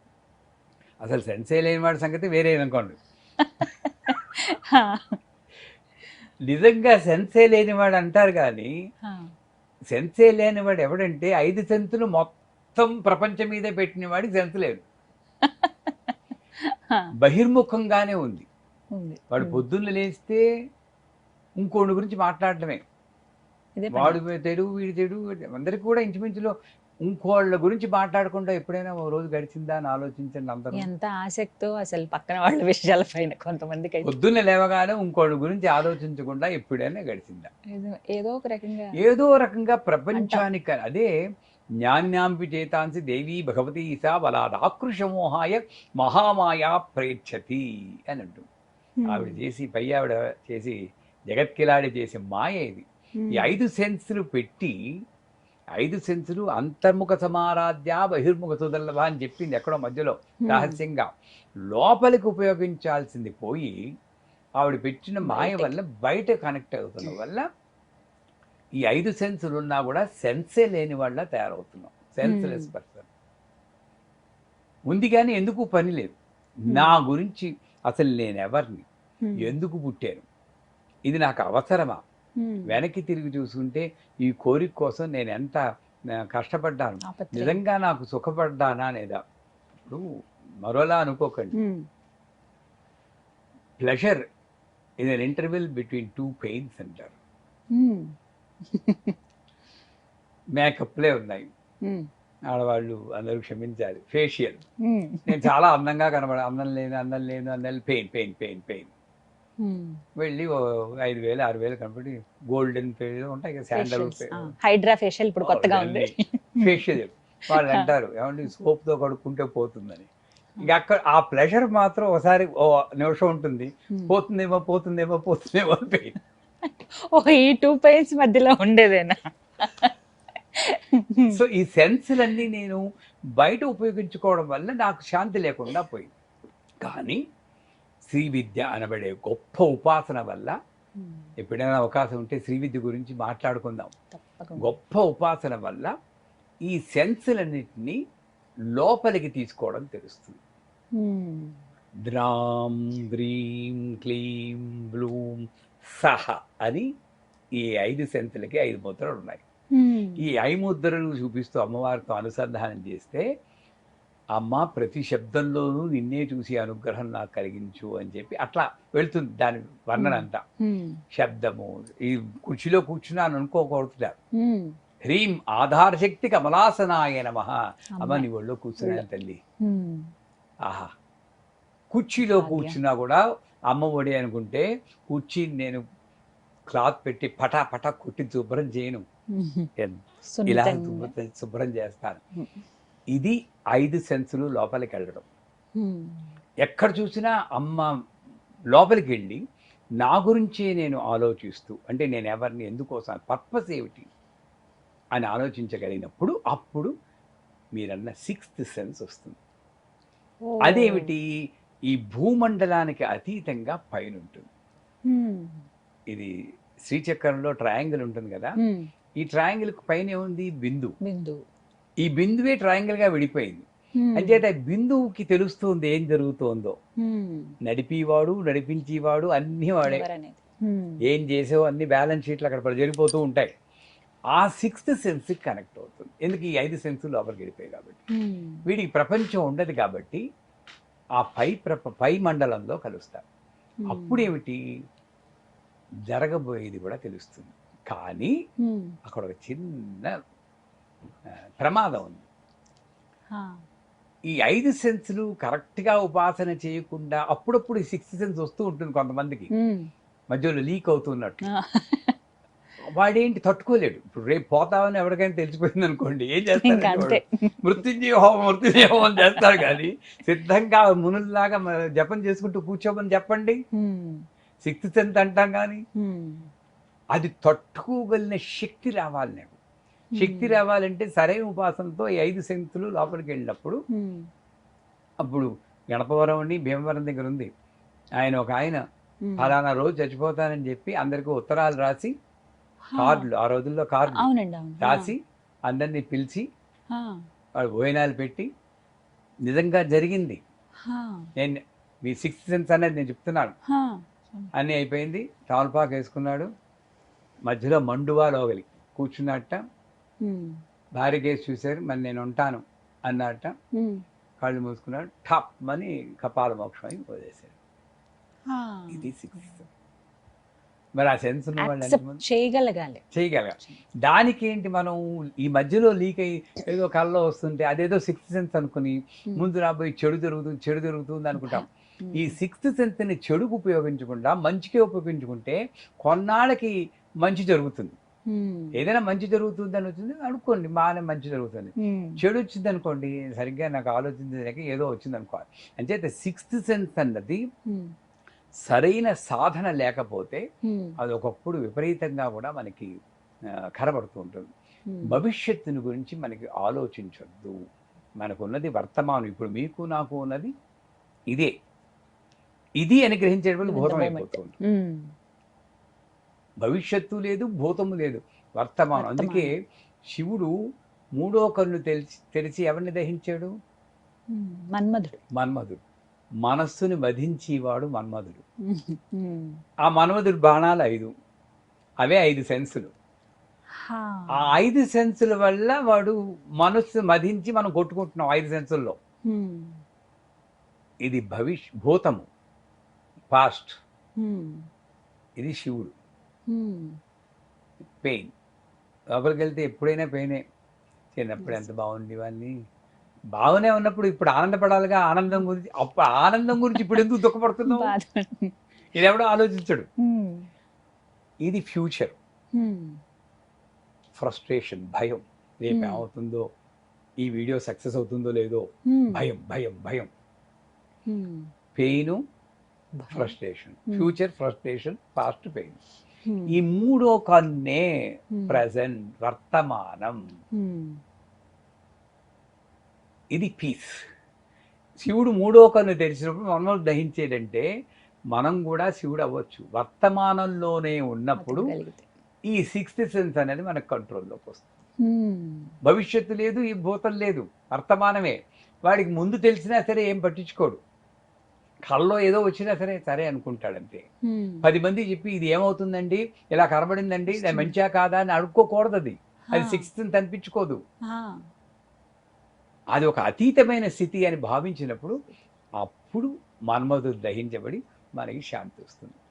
అంచేత ఈ కాంప్లికేటెడ్ సబ్జెక్ట్ సిక్స్త్ సెన్స్ అనేది, ఈ 5 సెన్సులు నాకు లోపలికి వెళ్ళినప్పుడు వర్తమానంలో ఉండే స్థితి నాకు లభించినప్పుడు అప్పుడున్న స్థితినే నేను సిక్స్త్ సెన్స్ అని అన్నీ తెలిసిపోతూ ఉంటాయి. ప్రతిదీ. నిడదవల్లో ఒక గొప్ప సిద్ధాంతి ఉండేవారు, లేరు. ఆయన 13 ఏళ్ల వరకు వాళ్ళ కూతురు జాతకం రాశారు. వాళ్ళు ఆవిడ అడిగారు, ఎందుకండి తర్వాత అవసరమైతే రాద్దాం అన్నారు. వెళ్ళిపోయింది ఆ పిల్ల 13 ఏళ్ళకి. సిక్స్త్ సెన్స్ తట్టుకోగలగాలి కదా, మరి తీసుకోగలగాలి. నిజం అది. అంచేత ఈ 5 సెన్సెస్సే మనకి రియాక్షన్ ఉంటుంది. ఇది జరిగితే చేయాలి చేయాలి. ఈ సిక్స్త్ సెన్స్ లో రియాక్షన్ లేదు, కేవలం ద్రష్ట. ఇది ద్రష్ట. ఆ ద్రష్టగా మెరగడమే సిక్స్త్ సెన్స్ అన్నమాట. చక్కటి వివరణ అండి. ఏవో అపోహల్లో అంత ఇదిగా ఉంది, అంతటి ఒక తాటిపై తీసుకొచ్చారు. ఈ ఆలోచన భావన మరి ముఖ్యం. చక్కగా వివరించారు. అందరికీ ఎక్కువ మందికి ఉండేటువంటి ప్రశ్న ఏంటంటే, మేము ఎన్ని పూజలు చేస్తాం, ఎన్ని వ్రతాలు చేస్తాం, ఆ పండుగని ఈ పండుగని, పండగ వస్తే ఒక సంబరంగా ఉంటుంది, అమ్మవారి పూజలని అయ్యవారి పూజలని రకరకాలుగా చేస్తాం. ఎన్ని పూజలు చేసినా మాకున్న కష్టాలు మాత్రం తీరట్లేదు. పూజ చేసే కొద్దీ ఇంకా కష్టాలు ఎక్కువ అవుతున్నాయే తప్ప ఎక్కడా తీరిన దాఖలాలు అయితే లేవు. ఏమిటి బాధలు మాకు, ఎక్కువ పూజలు చేస్తే కష్టాలే ఉంటాయా అని అడుగుతున్నారు. మీ ప్రశ్నలో ఇంకోటి కూడా యాడ్ చేసుకోవాలి. అందరూ నాకే ఎందుకు ఈ కష్టాలు, ఇది మరీ ముఖ్యం అండి. వాడికి ఎందుకు రాలేదు, నాకే ఎందుకు వస్తున్నాయి అనుకునే వాళ్ళు చాలా మంది. ఏమండి, నిజంగా ఏ పని చేసినా అది మంచి అయినా చెడైనా every action has got an equal and opposite reaction. ఏంటది? Newton's third law of motion. మీరు ఫిజిక్స్ లో చదువుకుంటారు, చిన్నప్పుడు చదువుకుంటారు. ఏం చేసినా దానికి రియాక్షన్ ఉంటుంది. సో నేను చేసిన కర్మలు బోల్డ్ ఉంటాయి, మీరు చేసిన కుప్పలు కుప్పలు కుప్పలు ఉన్నాయి. ఎన్ని జన్మలు ఎత్తామో ఎవరికి తెలుసు, కోటాను కోట్ల జన్మలు.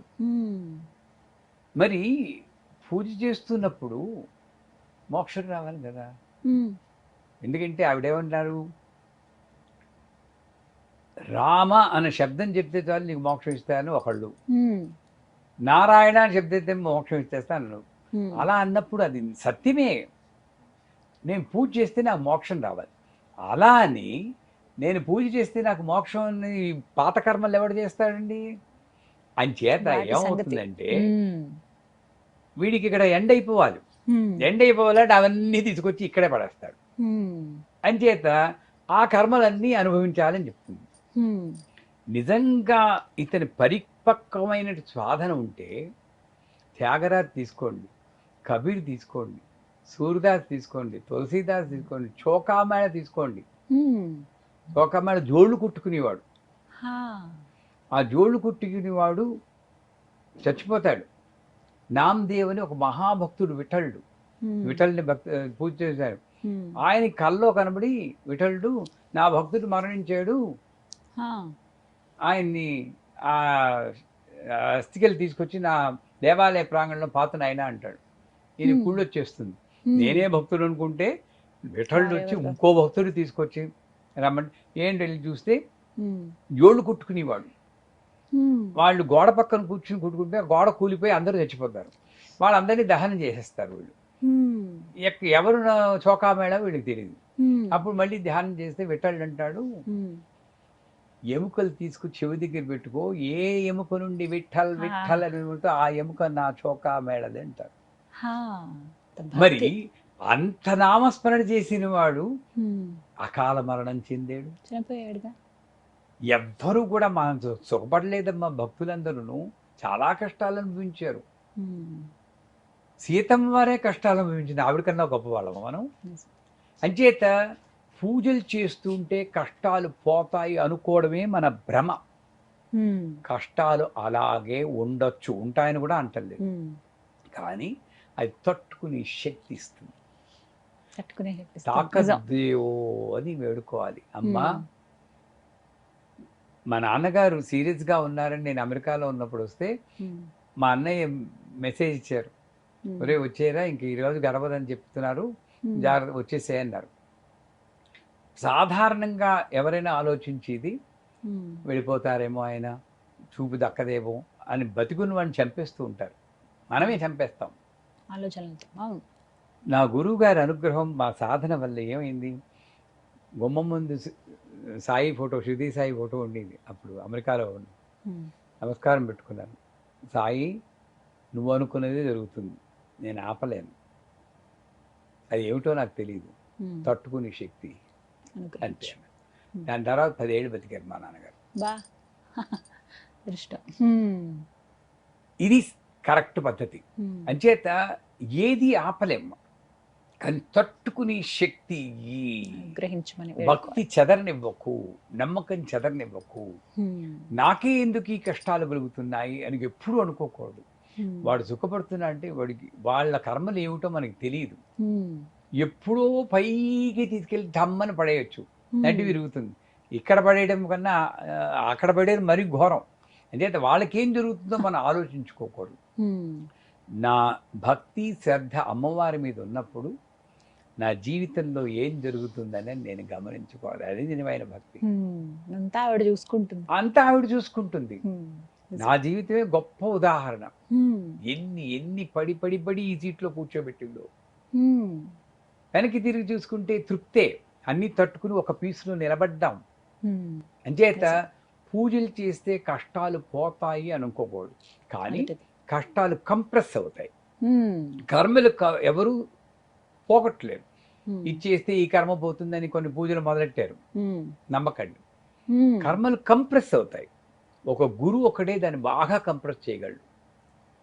10 రోజుల్లో మీరు షిరిడీ సాయి చరిత్రలో కూడా చూడండి, నిద్రలో వాళ్ళకి టీబీ వచ్చినట్టు కల వస్తుందంటారు. అంటే ఏంటి, 10 ఏళ్ళు 20 ఏళ్ళు అనుభవించాల్సిన ఆ వ్యాధిని ఒక నిద్రలో అనుభవించేశారు. మనకి కళల్లో చెడు కళ వచ్చిందంటే మళ్ళీ పరిగెడతాం, ఏమని చెడ్డ కళ వచ్చిందంటే ఏమని చేయాలనో శాంతి చేయాలంటారు. నిజానికి నిజంగా అనుభవించాల్సింది కళలో ఇచ్చింది, అంత అనుగ్రహం తల్లి అనుకోవాలి మనం. అవునా కదా? నిజమే. అది మామూలుగా వస్తే భరించగలమా మనం? తట్టుకోలేము. అది నిద్రలో వచ్చేటట్టు చేస్తూ ఉంటుంది. అలాగే నాకు ఏ జరిగినా సరే మంచి జరుగుతుంది, నాకు మంచి జరుగుతుంది, అన్ని బాగానే ఉన్నాయి అనుకోగలిగినప్పుడు నేను పూజలు చేస్తుంటే కష్టాలు వస్తున్నాయి అనుకోవడం ఆగిపోతుంది. అన్నిటికన్నా వర్షం నాకే ఎందుకు ఈ కష్టాలని అవ్వాలనుకోకూడదు. వాడైనా సుఖపడ్డాడు పోని అనుకోవాలి. కానీ ఆ భావన అనేది భావదారిద్ర్యం అంటారు, దానివల్ల వచ్చేదే. అంచేత పూజ చేసేటప్పుడు నేనేం కోరుకోవాలంటే, నువ్వు కోరుకున్నట్లే నేను చేసిన కర్మ ప్రకారం నాకు జరుగుతుంది, దాన్ని భరించి శక్తి అనే కోరుకోవాలి. కష్టాలు తొలగిపోవాలని, కుంతిదేవి కూడా కష్టాలు తొలగిపోవాలని ఎప్పుడు కృష్ణుని కోరుకోలేదు. నాకు మళ్ళీ జన్మ అంటూ ఉంటే ఇలాంటి జన్మ ఏమను ఎవరైనా కోరుకుంటారండి? అంత భరించాక కోరుకోరు. మరి అలాంటి వాళ్ళని చూసి వాళ్ళని మనం నేర్చుకోవాలి. కానీ చిన్న చిన్న ఏమిటి కష్టాలు ఇంతకీ మనకి? ఓ ఉద్యోగం లేకపోవడం, ఉద్యోగం పోవడం, 2 పూట్ల తిండి, 2 జతల బట్టలు, పైన సీలింగ్, ఈ మినిమం అందరికీ దొరుకుతుంది. ఎక్స్ట్రాలు మనం ఊహించి అది కుదరనప్పుడు దానికి, అంటే కష్టాలు ఉన్నాయి, నేను లేవండి వాళ్ళని కించపరచడం లేదు, ఉన్నాయి. కానీ నేను దాన్ని భక్తితో, నా పూజలతో దాన్ని తట్టుకునే శక్తి కోసం ప్రయత్నించాలి. కానీ కష్టాలు పోవడానికి ప్రయత్నిస్తే ఇలాంటి ఇలాంటి బాధలు కలగడానికి మనకి ఆస్కారం. ఇంకా అదనంగా ప్రతి ఒక్కరు తెలుసుకోవాలి ఈ విషయాలు. చాలా చక్కగా వివరించారు గురుగారు. ధన్యవాదాలండి. చాలా అమూల్యమైన సమయం మీది మా కోసం కేటాయించారు. ఇంకా ఎన్నో సందేహాలు ఉన్నాయి, సమయాభావం వల్ల ముగించవలసి వస్తుంది. మరొక కార్యక్రమంలో మళ్ళీ కలుద్దాం. నమస్కారం.